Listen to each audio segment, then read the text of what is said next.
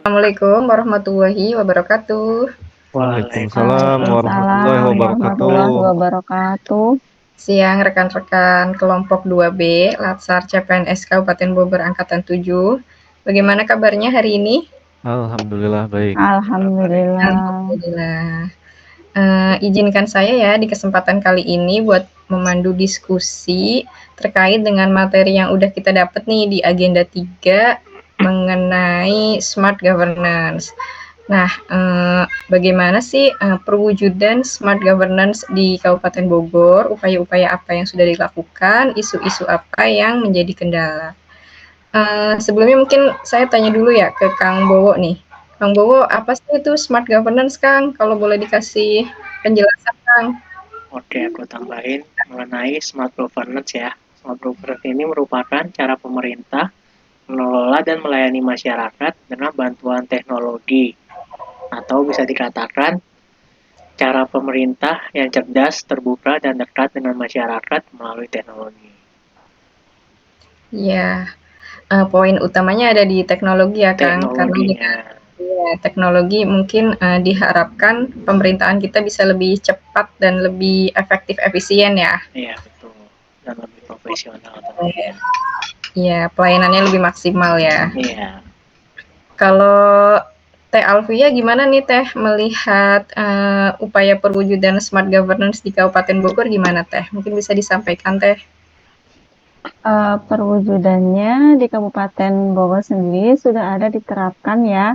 Itu tertuang di Peraturan Bupati Bogor nomor 77 tahun 2020 tentang Master Plan Smart City Kabupaten Bogor, di mana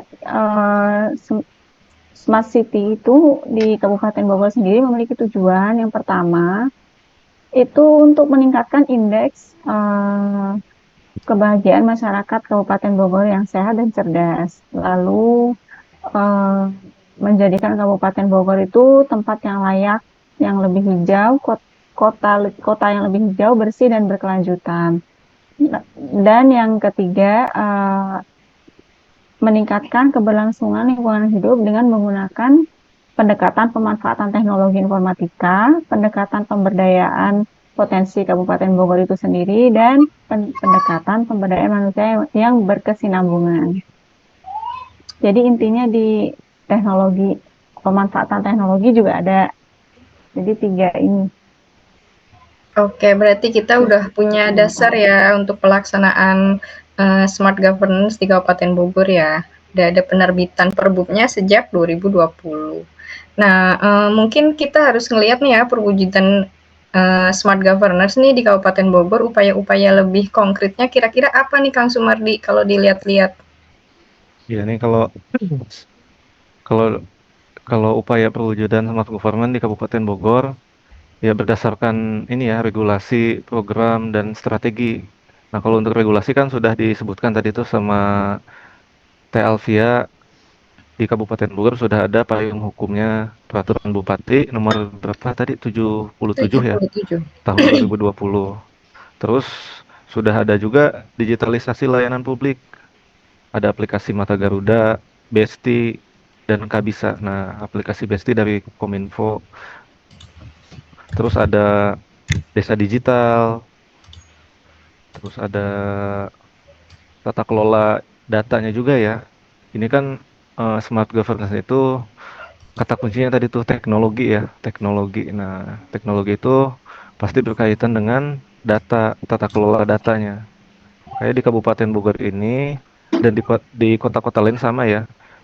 Nah, khususnya di Kabupaten Bogor ini agar dikuatkan satu data Kabupaten Bogor. Jadi satu Kabupaten Bogor itu satu data. Jadi nggak masing-masing instansi datanya A, instansi B datanya B gitu, beda-beda. Nah, ini dikuatkan dengan satu data eh, dari Kementerian Kominfo gitu ya. Ada kok aplikasi Open Data Kabupaten Bogor gitu. Jadi masing-masing perangkat daerah bisa upload data statistik masing-masing perangkat daerahnya. Wah, sudah ini sekali ya sebetulnya ya, udah ada teknologi yang sebenarnya sangat menunjang sekali. Iya, tidak hanya menunjang kita gitu sebagai ASN, juga sebenarnya ini sangat menunjang untuk masyarakat dan juga kan mungkin mahasiswa ya ketika mereka Iya, melakukan penelitian atau apa, iya, mereka betul. butuh data-data. Betul, sudah ada jalannya gitu, Teh. Sudah Nah, ada jalannya. betul. Dan memang untuk kita sendiri sebagai ASN juga mungkin merasakan ya ketika kita bekerja kita butuh data-data yang akurat nih, dan itu juga Iya, termasuk betul. salah satu penerapan core values ASN ya. Kita harus memberikan pekerjaan dengan data-data yang akurat dan dapat Iya, dipertanggungjawabkan gitu. akuntabel. Iya. Nah, ini juga ternyata selaras juga nih sama visi misi Kabupaten Bogor ya, tata kelola pemerintahan yang baik gitu.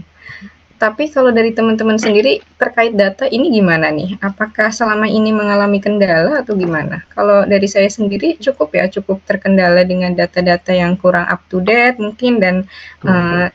dalam pencariannya juga sulit diakses gitu ya, masih manual gitu. Nah, kalau dari teman-teman sendiri kira-kira bagaimana nih kesulitan-kesulitan terkait data ini? Mungkin bisa dari Kang Bowo dulu, Kang. Oke, kalau dari pandangan saya ya, dari segi keamanan mungkin. Karena data itu kan penting ya, apalagi data instansi, yang termasuk dari rahasia negara juga ada beberapa. Nah, itu yang perlu diperhatikan ya, bagaimana keamanan data tersebut. Apalagi open data ini bisa diakses oleh semua warga, kemungkinan untuk kehilangan data itu pasti ada. Mungkin itu dari saya. Selanjutnya, Teh Alvia mungkin punya isu apa nih Teh terkait data dan kebutuhannya Kalau bagaimana? dari saya sih aksesibilitas ya. Jadi gimana data itu gampang diakses oleh eh, publik. Jadi apa namanya, dengan catatan tadi seperti yang Pak Bowo jelaskan, tetap memperhatikan aspek keamanannya. Kalau dari Kang Sumardi, Kang? Kalau dari saya sih lebih ke akuntabilitasnya ya, integrasi datanya itu. Jadi datanya itu harus dari awal sampai akhir itu harus sama gitu. Nah, itu kuncinya di publisnya. Jadi tanggal rilis lah gitu. Jadi misal tanggal rilis terakhir itu 31 Desember 2024 gitu ya. Nah, jadi serentak gitu. Jadi setelah setelah tanggal itu data kan beda lagi gitu. Jadi biar Mhm. biar sama gitu. J- Jadi nggak ada perbedaan. Selain itu satuan, misal jangan sampai di data A satuannya kayak luas wilayah, di dokumen A satuannya hektar, Hmm. di dokumen lain satuannya kilometer gitu kan, jadi beda-beda. Sepertinya Disamakan lah. harusnya ada juknisnya ya, Kang, ya? Iya, itu. Mengatur nih Iya, format-format data yang format. harus Betul, diupload seperti apa gitu, betul. sehingga kita juga mungkin sebagai user kalaupun mau pakai, wah datanya konsisten nih Iya, gitu ya. iya. Iya sih. Terus selain itu, datanya juga harus fakta ya gitu. Jadi ada dasarnya tuh di open data itu ada penilaiannya, Kak. Di open Oh, data itu jadi data yang kita sampaikan itu harus berdasarkan sumber gitu. Misal sumber kayak jumlah penduduk di kecamatan gitu. Nah, kita nggak bisa nebak wah segini gitu. Nah, atau dikira-kira gitu. Enggak, dia harus ada misal sumbernya dari Disduk Capil berdasarkan kecamatan. Nah, itu ada sumbernya itu. Jadi di open data itu ada nilainya tersendiri, Kak. Jadi kalau kalau datanya lengkap, terus dari waktunya misal dari 2020 sampai 2025 gitu. Ada rentang waktu itu lebih bagus, ada penilaiannya gitu. wah iya betul itu. Datanya ada jarak, jadi kalau misalkan mungkin yang data tentang keluasan kita bisa lihat nih dia meningkat atau menurun, seperti itu ya Kang ya? Iya jumlah Nah, penduduk. kalau dari Kang Bowo nih Kang, mungkin bisa diulas Hmm? sedikit nih terkait keamanan. Kan kadang kebutuhannya tuh beda-beda nih Kang, antara Betul. publik atau enggak mahasiswa atau enggak kita nih sebagai ASN antar instansi. Nah, ada pandangan nggak Kang terkait itu?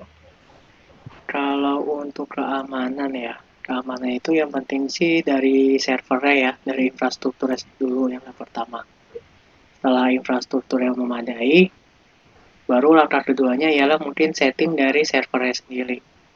Bagaimana kan nanti untuk open data itu kan semua halayak bisa mengakses ya halaman tersebut ya. Nah, kemungkinan untuk keamanannya sendiri pun itu harus diperkuat sih. Agar Ya, jadi data-data harus dari masing instansi itu bisa aman. dibuat SOP kali Pak Bowo ya. Jadi Iya, betul. mana data yang boleh dipublish, Hmm, mana yang data yang rahasia gitu. ya. Dan kalau bisa pun nanti setiap usernya harus ada levelnya. Jadi misalkan user dinas ini bisa mengaksesnya hanya data apa. Iya. Nah, sesuai kebutuhannya sih. Tahu saya kalau di open data itu ya, jadi ketika kita mau publish itu ada pilihannya itu data ini public atau private gitu loh. Nah, jadi kalau Emang public perlu siapa aja diperlukan. gitu. Kalau private, nah nanti di tag tuh siapa aja nih yang bisa lihat gitu. Ada tagnya gitu kayaknya Ya, di open itu data. sangat memudahkan kita Sangat sebagai user sih ya. Iya, Iya. betul. Dan mungkin kalau dari saya ini sih Kang, updating ya. Kadang kan kayak udah lama gitu belum diupdate. Nah, ya. Betul. kayaknya mungkin perlu ada monitoring juga ya. Maksudnya Iya. ini nih secara berkala harus diupdate gitu dan mungkin untuk setiap instansi itu perlu ada penanggung jawabnya juga seperti itu.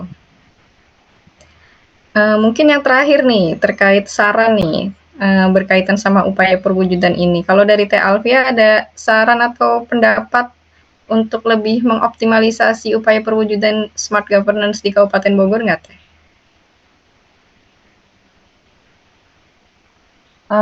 Saran dari saya sih sebenarnya sudah bagus ya apa penerapan smart governance di Kabupaten Bogor sendiri.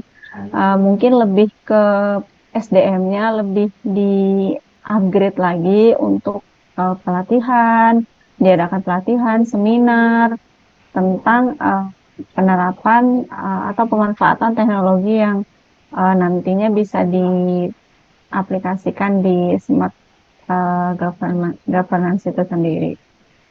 Iya, Itu aja sih. sepakat sih. SDM-nya harus disiapkan dulu ya Teh ya. Mm-mm. Mungkin kalau Iya. dari Kang Sumardi ada Kang Iya, lanjutan saran? lanjutan dari Kak Alfian nih. Jadi kompetensi SDM-nya ditingkatkan untuk apa? Untuk kualitas datanya itu biar lebih terjaga gitu loh. Jadi nggak asal, soalnya kan nanti ujungnya itu bakal ke keputusan gitu loh. Jadi berdasarkan data itu dianalisa, tek tek tek, lahirlah keputusan itu. Nah, kalau dari datanya udah salah atau tidak berintegritas, nah ke sananya pasti bakal rusak gitu. Nah, itu SDM-nya harus ditingkatkan supaya integritas datanya terjaga. Nah, ini sejalan nih Kang sama misi Kabupaten Bogor nih, mewujudkan sumber daya manusia yang berkualitas, beradab serta masyarakat sejahtera, tertib, aman dan tentram. Nah, semoga saran-saran itu bisa ya untuk ikut mewujudkan misi tersebut gitu. Iya, Terima kasih kawan-kawan semua terkait diskusi hari ini tentang smart governance di Kabupaten Bogor. Kesimpulannya sebetulnya kita sudah melaksanakan ya Kabupaten Bogor itu iya betul. terkait smart governance sudah banyak sekali ternyata gitu dan kita juga sudah punya payung hukum gitu yang memang melegalkan kegiatan kita gitu dan melindungi tentunya. Mungkin perlu ditingkatkan, dioptimalkan lagi dan semoga kita sebagai CPNS nih bisa menjadi salah satu kontributor ya untuk mewujudkan smart governance di Kabupaten Bogor. Iya, Mungkin itu dari saya. Terima kasih kawan-kawan atas iya. waktunya. Assalamualaikum warahmatullahi wabarakatuh.